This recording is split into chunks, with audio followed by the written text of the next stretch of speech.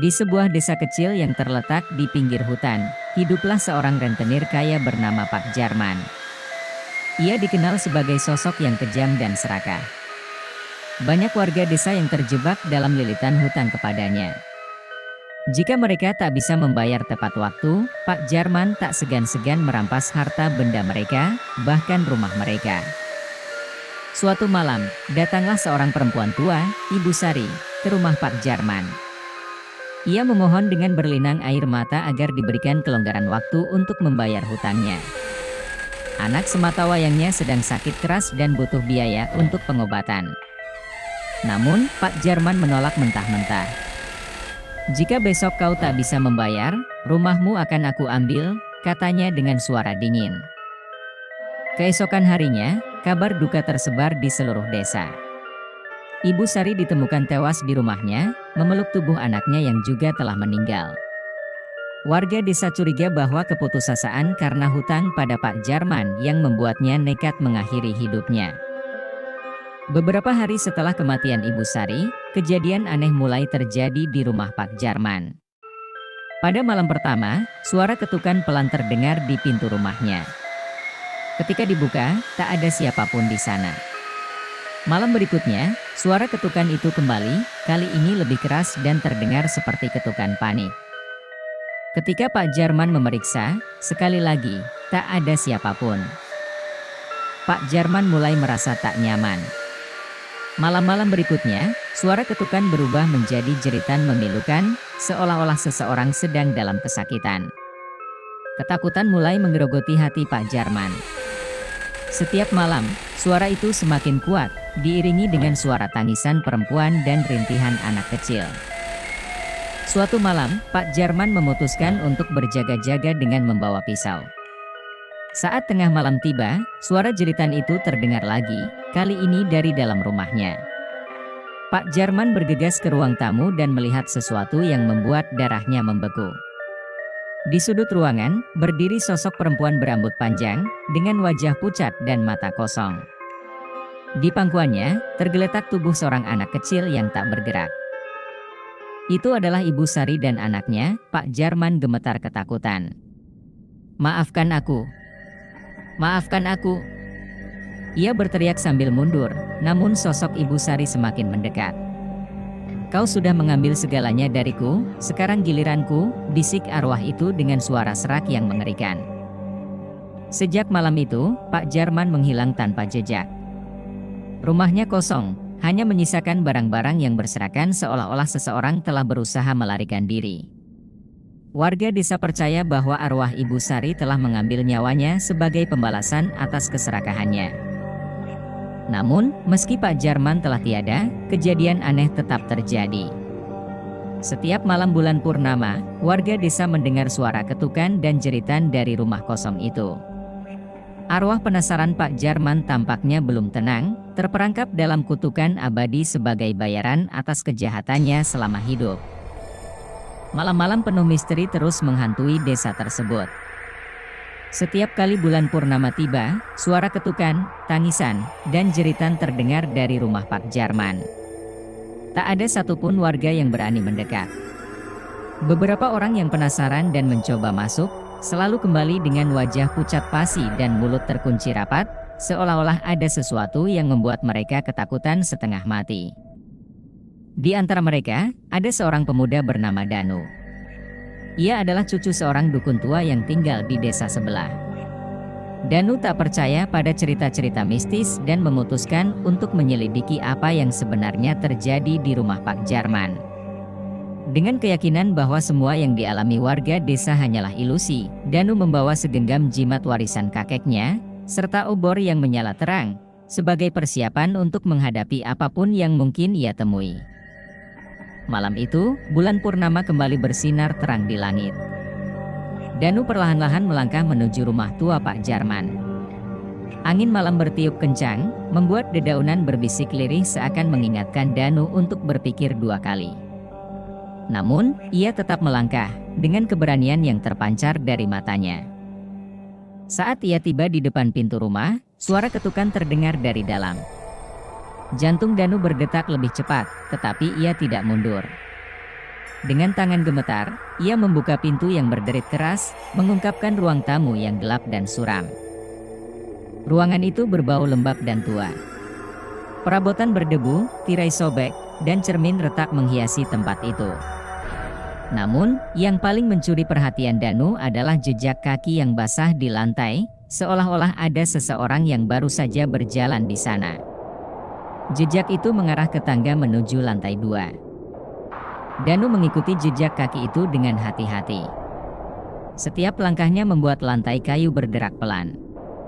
Saat ia sampai di lantai 2, suara tangisan terdengar semakin jelas. Ia mendekati sebuah pintu yang setengah terbuka. Di dalamnya, samar-samar ia melihat sosok perempuan dengan rambut kusut, duduk membelakangi pintu, menggendong sesuatu di pelukannya. Danu menahan napas. "Siapa kau?" tanyanya dengan suara bergetar. Sosok perempuan itu perlahan menoleh. Wajahnya hancur, dengan mata hitam kosong dan bibir yang membiru. Di pangkuannya, anak kecil yang ia gendong tampak pucat tak bernyawa. "Ibu Sari," gumam Danu ketakutan. Sosok itu bangkit berdiri dan mulai mendekatinya dengan langkah tertatih-tatih. Danu mundur perlahan, tetapi sosok itu semakin cepat, lalu menjerit dengan suara yang memekakkan telinga. Tanpa berpikir panjang, Danu melemparkan jimat yang dibawanya ke arah arwah itu. Cahaya terang memancar dari jimat tersebut, membuat sosok Ibu Sari berhenti dan menjerit kesakitan. Dalam sekejap, sosok itu menghilang, meninggalkan jejak kesunyian yang mencekam. Danu terjatuh lemas. Ia berhasil selamat, namun ia tahu bahwa jimat itu hanya akan menenangkan arwah Ibu Sari sementara waktu. Arwah penasaran itu tidak akan benar-benar pergi hingga dendamnya terbalaskan sepenuhnya. Setelah malam itu, Danu menemui kepala desa dan menceritakan apa yang ia alami. Kepala desa, yang merasa bertanggung jawab atas ketidakadilan yang pernah terjadi di desanya, akhirnya memutuskan untuk melakukan upacara pemurnian. Mereka mengundang para dukun dari desa-desa sekitar untuk memohon ampunan bagi arwah Ibu Sari dan anaknya, serta mengadakan ritual untuk menenangkan jiwa-jiwa yang tersiksa. Namun, hingga kini, beberapa warga desa masih melaporkan bahwa sesekali mereka mendengar suara tangisan lirih di malam hari. Meski rumah Pak Jarman telah dibersihkan secara spiritual, rupanya luka yang ditinggalkan keserakahan dan kejahatan tidak mudah sembuh. Arwah penasaran itu mungkin sudah lebih tenang, tapi bayang-bayang masa lalu tetap menghantui, menjadi pengingat bahwa kebaikan dan keadilan adalah harga yang tak ternilai di dunia ini. Beberapa bulan setelah ritual pemurnian itu dilakukan, desa tampak lebih tenang. Tidak ada lagi suara ketukan atau jeritan yang mengganggu malam hari. Warga desa perlahan-lahan mulai melupakan tragedi yang menimpa Ibu Sari dan anaknya, serta lenyapnya Pak Jarman yang misterius. Mereka mulai menjalani kehidupan seperti biasa, mencoba melupakan bayang-bayang masa lalu. Namun, di balik ketenangan itu, ada sesuatu yang mengintai dalam diam. Di sebuah sudut desa, sebuah rumah tua lain yang hampir tak terjamah manusia selama bertahun-tahun tampak mulai menunjukkan tanda-tanda kehidupan. Rumah itu dulunya milik seorang mantan rentenir bernama Pak Wiryo, sahabat lama Pak Jarman yang pernah menghilang dari desa tanpa kabar. Suatu malam, ketika bulan purnama kembali bersinar terang, seorang pemuda bernama Tono, seorang pencari kayu yang tinggal di dekat hutan, melihat sesuatu yang aneh di rumah tua Pak Wiryo. Cahaya samar terlihat dari dalam rumah, meski tak ada orang yang pernah melihat ada yang tinggal di sana. Penasaran, Tono mendekati rumah itu. Ketika ia berdiri di depan pintu, suasana terasa begitu dingin dan hening, seperti waktu yang terhenti.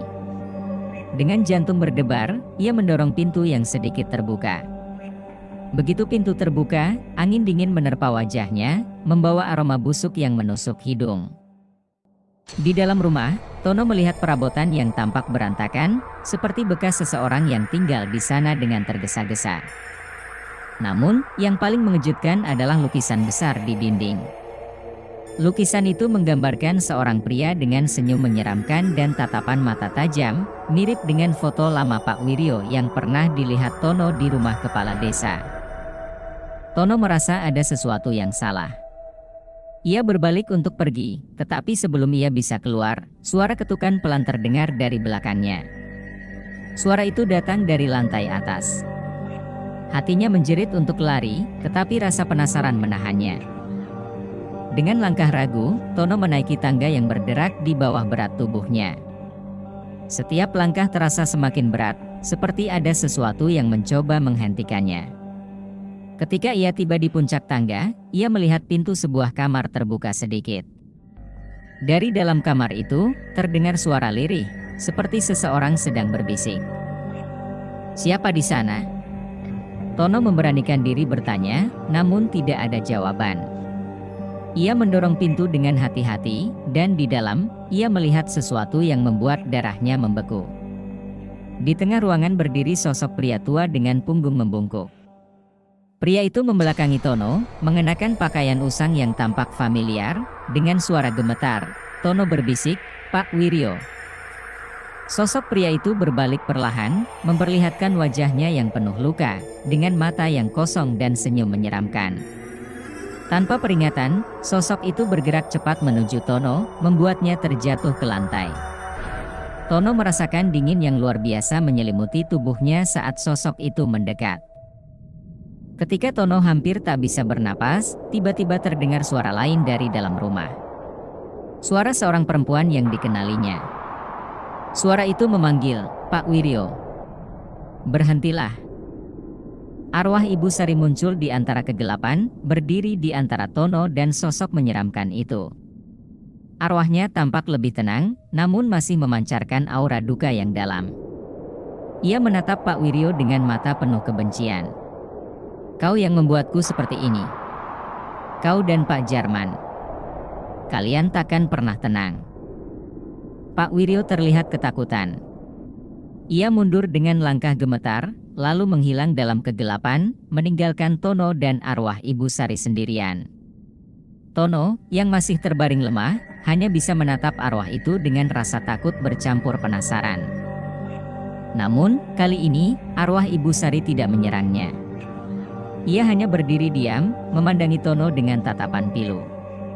"Terima kasih atas keberanianmu," bisiknya sebelum perlahan menghilang, meninggalkan ruangan itu dalam keheningan yang mencekam. Tono berhasil keluar dari rumah itu dengan tubuh lemas. Ia berlari ke rumah kepala desa dan menceritakan semua yang ia alami. Kabar itu menyebar dengan cepat, dan warga desa kembali diliputi ketakutan. Ritual pemurnian lain dilakukan, kali ini dengan keyakinan bahwa arwah para rentenir yang jahat masih berkeliaran, menghantui tempat-tempat yang pernah mereka singgahi. Warga desa akhirnya menyadari bahwa keserakahan yang dilakukan oleh Pak Jarman dan Pak Wiryo tidak hanya menghancurkan hidup orang lain, tetapi juga menciptakan lingkaran dendam yang tak pernah berakhir. Meski upacara-upacara terus dilakukan, arwah-arwah penasaran itu tampaknya tidak akan pernah benar-benar tenang. Kegelapan yang mereka ciptakan selama hidup masih mengikat mereka pada dunia ini, dan siapapun yang mencoba masuk terlalu dalam ke dalam rahasia kelam desa itu mungkin akan menjadi korban berikutnya. Malam-malam bulan purnama masih menjadi saat yang ditakuti. Warga desa kini hidup dengan keyakinan bahwa beberapa dosa tidak bisa dihapuskan hanya dengan doa, dan bahwa beberapa arwah memang tak akan pernah benar-benar pergi.